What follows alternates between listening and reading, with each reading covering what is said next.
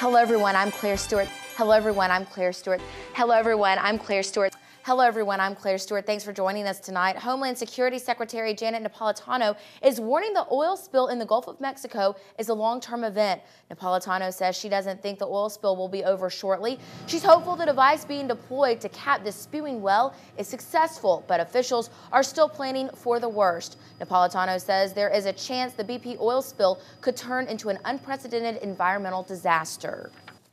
No signs of oil in Orange Beach, Alabama, but if the oil does reach the shore, booms won't be much help. The orange barriers have been put in place all around the coast, but some are simply washing ashore. WVUA's Lynn Brooks is in Orange Beach, where some tourists are wondering whether this year might signify the end of a family tradition.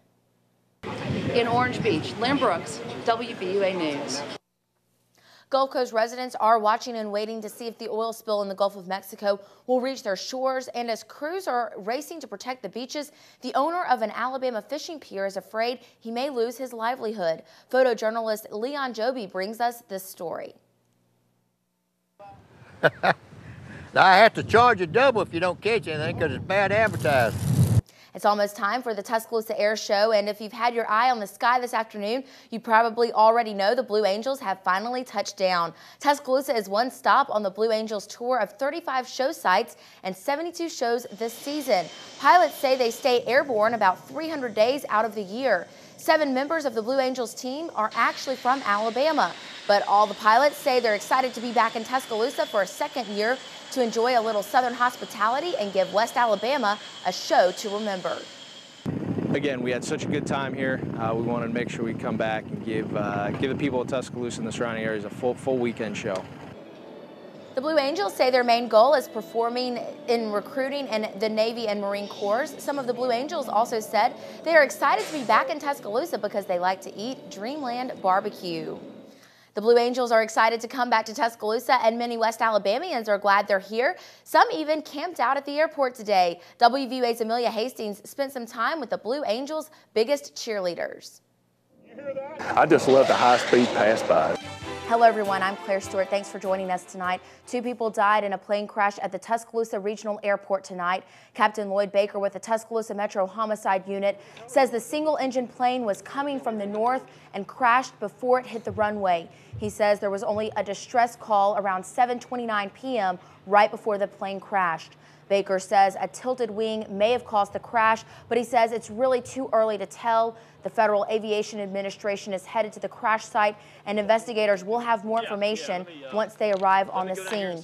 Captain Baker says they have an idea about who the victims are because the Tuscaloosa Regional Airport was a scheduled stop. They were expected to meet some people here and then continue on their journey. However, they are not going to release any names until they have more information.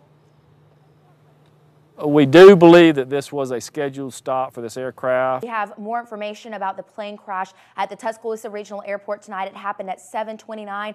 WVUA's Danny Salter is live at the airport. Danny, can you hear me? Yes, I can, Claire. Thank you.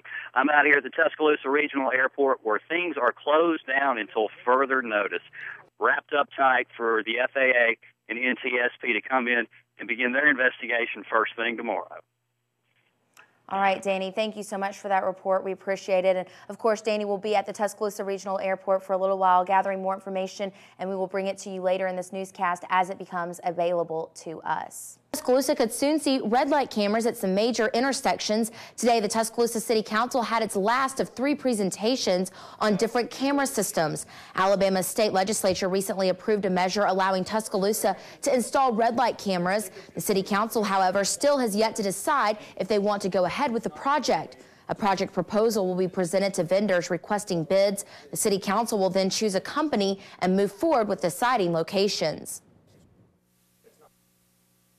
Our Department of Transportation and a city engineer. The city has not set a timeline for how long it would be before drivers could see cameras at Tuscaloosa streets. Dollar General is planning to build a distribution center in Bessemer, and it's going to create 650 jobs. The company says it's seeking incentives from Bessemer and Jefferson County for the new $60 million facility. A Dollar General spokesman says the facility is needed to support the retailer's rapid growth. The jobs will pay an average of $12.50 an hour. The facility will supply stores in Alabama and neighboring states. It's December 21st, and that means businesses are in full swing for many retailers. Lots of companies are pulling out all the stops this year to get your business. Toys R Us stores across the country, including Tuscaloosa, opened at 6 o'clock this morning and will stay open until 10 p.m. Christmas Eve. We talked with customers to see how this might impact their holiday shopping and if the economy seems to be doing better. A lot of the parents that can't shop during the day will need to come in at night during later hours when the kids are asleep. Toys R Us isn't the only company trying this approach. 14 Macy's stores across the country opened this morning at 7 and won't close until Christmas Eve. The Macy's stores in Birmingham are not included, but do have extended holiday hours. Of course, some stores like Walmart always offer 24-hour shopping. 4 years ago this week, the body of Heavenless Shae Ross was found at an abandoned home in the Tuscaloosa County community of Holt. In 2006, the Tuscaloosa County Sheriff's Department responded to a report of skeletal remains, which were later confirmed to be those of 11-year-old Shae Ross. No arrests have been made in the case. We spoke with Captain Lloyd Baker, commander of the Tuscaloosa Metro Homicide Unit today. He says the case is active. The FBI is also working the case. Heavenless Shae Ross went missing August 19, 2003. A candlelight vigil was held 1 month after her disappearance. Just 1 week after that candlelight vigil, Shae's room at her home burned, but it was never determined if that fire had anything to do with Shae's disappearance. If you have a tip for investigators in this case, call Crime Stoppers at 205-752-STOP. That's 205-752-7867. If your anonymous information leads to an arrest, you could be eligible for a cash reward. A father in Tuscaloosa wants your help finding his daughter who ran away December 8th. According to the Andalusia Police Department, 14-year-old Jazzman Berry ran away with a man she met on MySpace. Berry's father, Jabré McCants, says she might be staying in Tuscaloosa, but the Andalusia Police Department thinks Berry is in Montgomery. If you have any information about Jazzman Berry, call the Andalusia Police Department at 334-222-1155. That's 334-222-1155. A Colorado man who wrote a how-to guide for pedophiles has been arrested and booked in a Florida jail. 47-year-old Philip Greaves is charged with violating Florida's obscenity law, which is a third-degree felony. The Polk County, Florida Sheriff Grady Judd claims jurisdiction because Greaves sold and mailed a copy of his book to undercover deputies who had requested a copy. Florida's obscenity law prohibits the distribution of obscene material depicting minors engaged in conduct harmful to minors. Time for a first look at Alabama's home team forecast with meteorologist Richard Scott. Hey Claire, you know today's the first official day of winter, and you know what? It feels like spring outside. Thank you, Richard. Tuscaloosa police are spreading a little Christmas cheer. This afternoon, the Police Athletic League brought smiles to many children's faces during their annual Christmas program. The PAL Christmas program was started by former Police Chief Ken Swindle, and current Chief Steve Anderson has continued it. Through the help of sponsors, the annual Christmas program encourages children's continued participation in PAL. We do have a list, and like I said, the kids come here every day. Today's program provided gifts to over 100 kids thanks to local donors.